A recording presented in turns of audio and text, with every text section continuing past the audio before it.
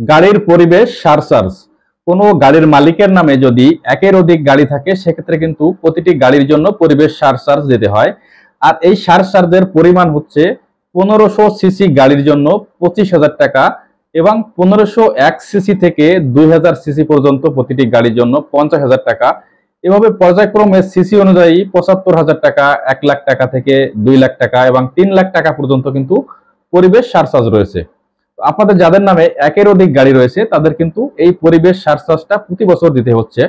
যে advance income ট্যাক্সের সাথে কিন্তু প্রতি বছর এই পরিবেশ সারচার্জটা দিতে হচ্ছে। তো আপনারা কিভাবে এই পরিবেশ সারচার্জটি দেওয়া বন্ধ করবেন? তো এখানে আপনারা খুব সহজ যদি একটি টেকনিক অবলম্বন করেন তাহলে কিন্তু আপনারা প্রতি বছর এই পরিবেশ সারচার্জটা দেওয়ার হাত থেকে বাঁচতে পারবেন। তো কিভাবে পারবেন? ধরুন একজন মালিকের নামে 3টি গাড়ি রয়েছে এবং তার পরিবারের সদস্য 5 জন। তো আপনার নামে একটি গাড়ি রেখে বাকি 2টি গাড়ি আপনার পরিবারের যে কোনো 2জন সদস্যের নামে মালিকানা বদলি করে দিন। সেক্ষেত্রে দেখা যাবে যে প্রতিটি সদস্যের নামে তখন 3জন সদস্যের নামে তখন 3টি গাড়ি চলে যাবে। তখন কিন্তু একের অধিক গাড়ি কারোর নামে আর থাকছে না। সেক্ষেত্রে কিন্তু আপনাদের পরিবেশ সারচার্জটি আর দেওয়া লাগছে না। তো আপনারা এককালীন কিছু টাকা মালিকানা বদলির জন্য যে ফিটি রয়েছে, যদি 1500 সিসি গাড়ি হয় সেক্ষেত্রে 28 থেকে 29,000 টাকা যে গভর্নমেন্ট ফিটি রয়েছে সেই ফিটি এককালীন পরিশোধ করে বা একবার পরিশোধ করে কিন্তু আপনারা মালিকানা বদলিটি করে নিতে পারছেন। সেক্ষেত্রে কিন্তু আপনাদের প্রতি বছরে বছর যে 25,000 টাকা বা 50,000 টাকা যে পরিবেশ সারচার্জ সেটি কিন্তু আর দিতে হচ্ছে না।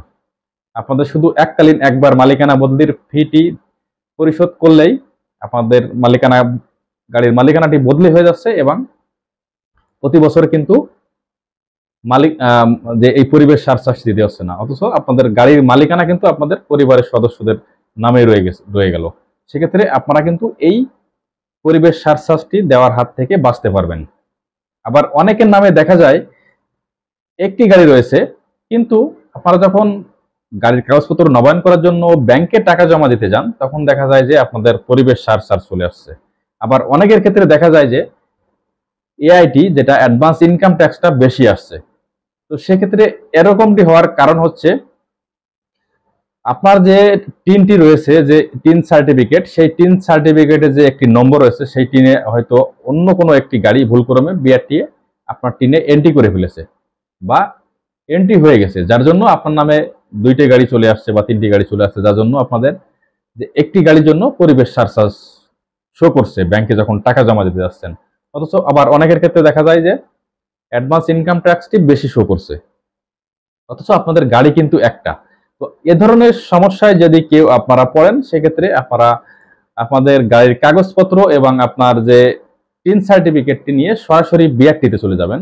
আপনার গাড়িটি যে বিআরটি থেকে রেজিস্ট্রেশন করা সেই বিআরটি এর সহকারী পরিচালক অথবা রেজিস্ট্রেশন শাখার মোটরযান পরিদর্শকের কাছে চলে যাবেন। সরাসরি অন্য কোনো মাধ্যমে অন্য কারো কাছে যাবেন না, সরাসরি সহকারী পরিচালক অথবা মোটরযান পরিদর্শক, এবং সেটি কিন্তু রেজিস্ট্রেশন শাখার মোটরযান পরিদর্শকের কাছে যাবেন। তাহলে তার কাছে গেলে আপনার নামে আসলে কয়টি গাড়ি আছে তারা সার্ভার থেকে বের করবে। বের করে যদি দেখে যে আসলে আপনার নামে একটি গাড়ি রয়েছে, ভুলক্রমে আপনার 3 নাম্বারে অন্য কোনো গাড়ি এন্ট্রি হয়ে গেছে, যার কারণে আপনার যে পরিবেশ সারচার্জটি শো করছে অথবা অ্যাডভান্স ইনকাম ট্যাক্স বেশি দেখাচ্ছে।